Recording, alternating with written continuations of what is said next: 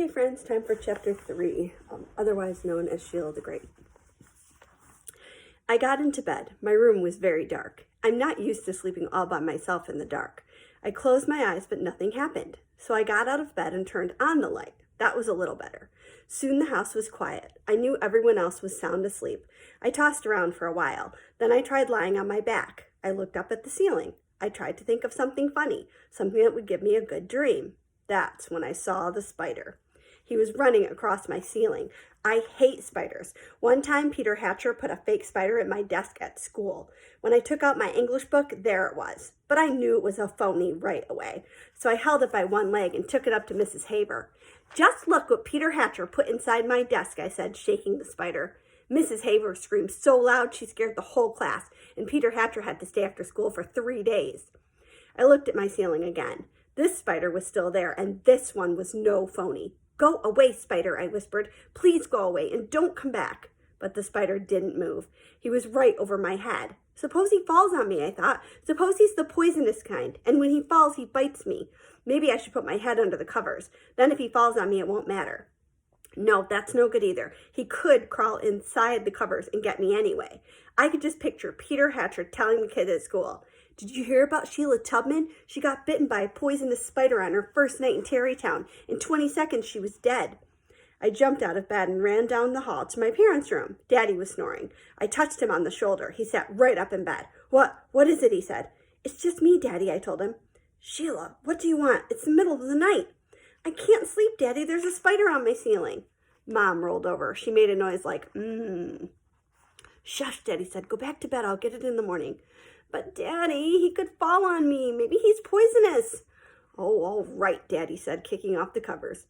We walked down the hall together. "How did you notice a spider on your ceiling in the middle of the night?" Daddy asked. "I have my light on." Daddy didn't ask me why. When we got to my room, he said, "Okay, where's your spider?" At first, I didn't see him, but then he started running across my ceiling. "There he is," I pointed. "You see?" Daddy picked up one of my shoes. "Hurry," I said. Daddy stood on my bed, but when he smacked my shoe against the ceiling, the spider ran the other way. I tried to help. I gave him directions. "That's it," I called. "Now, just a little to the left." No, now to the right. "Hit him, Daddy, hit him now." But Daddy missed every time. He was running up and down my bed, but the spider ran faster. Just as Daddy said, "I give up," he got him. Squish! That was the end of my spider. There was a big black mark on the ceiling, but I felt a whole lot better. "Now would you please go back to sleep," Daddy said. "I'll try. And if you find anything else unusual, tell me about it in the morning." "Okay," I said, snuggling under the covers. I think I fell asleep then, but a few hours later I woke up. I heard this really scary noise. It sounded like woo, woo, woo. I didn't know what to do. I buried my head under the pillow, but that didn't help. I could still hear it. I thought about what it might be, a ghost or a vampire or even an ordinary monster. I got up and ran back down the hall. Daddy was snoring much louder this time. This time I walked around to Mom's side of the bed and shook her a little. She jumped up. "Oh, Sheila," she said when she saw who it was. "You scared me." "I'm sorry," I whispered. "What is it?" "It's a noise in my room," I said. "Go back to sleep," Mom told me. "It's nothing." "How do you know?" I asked. "You haven't even heard it. It sounds like a ghost." "There aren't any ghosts." "Please, Mom, please come and see." "Oh, all right." She put on her robe and we went down the hall to my room. "Well," Mom said, "where's your noise?"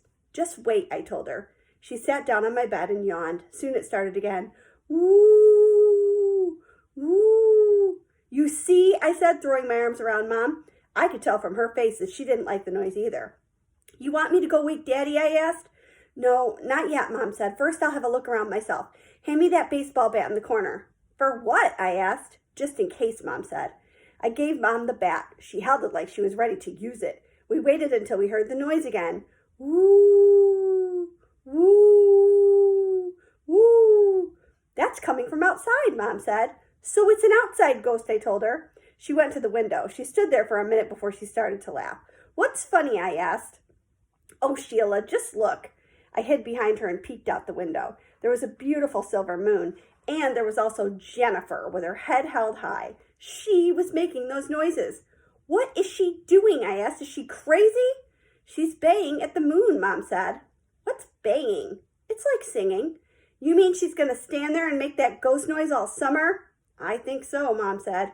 I told you to get rid of her, didn't I said. Who needs her? Who needs her making scary noises at me? Come on, Sheila, Mom said, putting the baseball bat back in the corner. Get into bed.